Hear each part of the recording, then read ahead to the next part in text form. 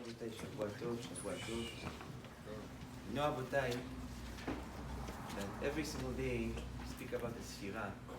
Today is not going to be any different. We're going to continue, but that's what we do. But ask a question. You know, rabotay, anytime there's a day of sadness, anytime we need to turn on the strength of reparation in Am Yisrael, what tefillah do? We do, rabotay, what? Tachanun. What is tachanun? It's asking forgiveness for all our sins. It's whenever there's a day of sadness, a day that we need to repair, we do tachanun.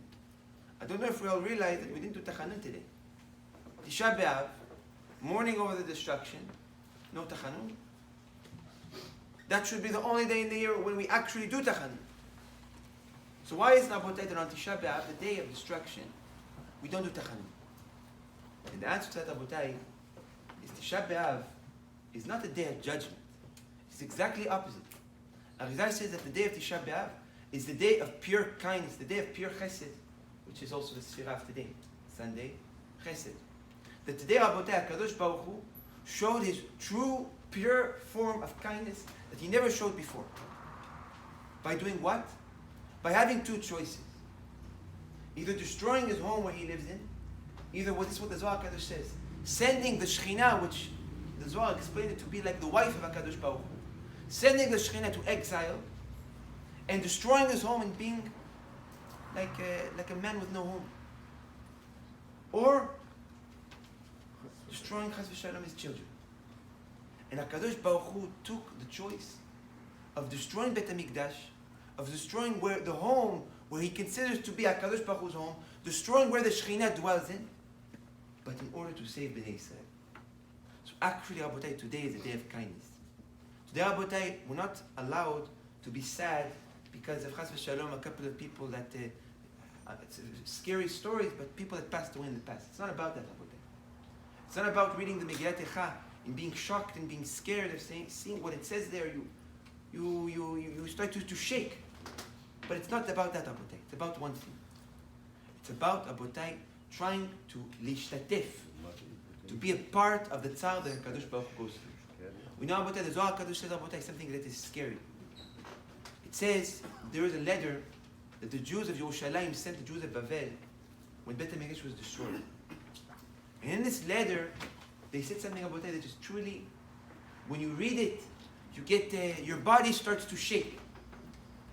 And it speaks about the children of Yerushalayim, how they were telling the ones who live in Bavel, you left Yerushalayim, you left your parents. You left the place where you were always able to go. It was like a father and mother. The Shekhinah was the mother, and the father was HaKadosh Baruch Hu. Where whenever Bnei Yisrael sinned, the Din would wake up, the father would get up, take a leather belt, which was the Din, which was the Sitra Cha'a, and he would strike it to hit his kids. And whenever he would strike it to hit his kids, we always had the Shekhinah, our mother, would stand between us in the whip and take the hit. And us here, the people that lived in Yerushalayim, we always had that protection. But now, we're like an orphan child wandering in the fields. We see the home where Ima lived. We see the wall of the kotel where Ima used to live. But Ima is not longer in the house. The house is empty. Ima was sent to exile. And where is Abba? This is what the letter says. Abba went to protect Ima from the Chitzoni. Abba went to protect the Shekhinah from all the bad forces that would come and try to take strength from the Shekhinah. The Zohar HaKadosh says, Rabotai, that every single day, HaKadosh Baruch Hu, because what happened to the Shekhinah? The Shekhinah essentially went to exile, but even dressed himself as went under, how do we call it? Tachposet. Costume. And he runs in, the Shekhinah runs and hides. The Zohar HaKadosh says that HaKadosh Baruch Hu, which is B'Pchinat Tiferet, I'm not going to get into that, stands in the bottom of where he looks at the Arei HaChoshech, which is the Galut, and he screams, Echa! Screaming, where is the Shekhinah? Rabotai, that is something that happens every single day. The Gemara says, Rabotai, that there was one of the Tanaim that was traveling, and he went into a churba, he went into a broken house, in order to pray. He didn't want to pray on the roads. And the moment he started to pray, Eliyahu Hanavi went to the door and stood by the door and protected the door.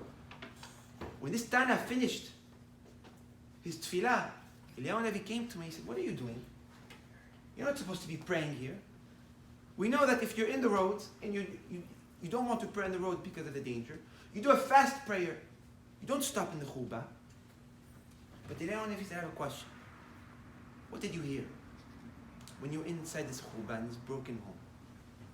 This Tana said, "I heard a voice like a pigeon that was crying, Oili, shechavti et piti." A voice that was crying about the regret of destroying its home. Oili, shegiliti et banai. Oili, a voice that was crying why he sent his kids to exile. Eliyahu Hanavi said to that Tana, that voice is not a once in a year or a one-time occurrence. That voice is a voice that is heard 3 times a day. Abotai, like I mentioned on Shabbat, we live Baruch Hashem our lives. Simcha, we all have a lot of simcha. Even those who think that they have a hard life, they don't. They have a lot of simcha. And a lot of the time, Abotai, we forget what HaKadosh Baruch Hu goes through. We forget HaKadosh Baruch Hu, the suffering that he has every single day for the destruction. We come, we wake up, we do our work, we do our life, we're all happy. But what happens to HaKadosh Baruch Hu? The fact that he destroyed his home in order to keep us alive. Abotai, that is what Tisha B'Av is for. The day of Tisha B'Av, Abotai, is not just to mourn for ourselves or for ancestors that Chas Shalom, that they passed away in the past. Tisha B'Av is in order to lishtatef, to be a part of HaKadosh Baruch Hu's pain of the destruction.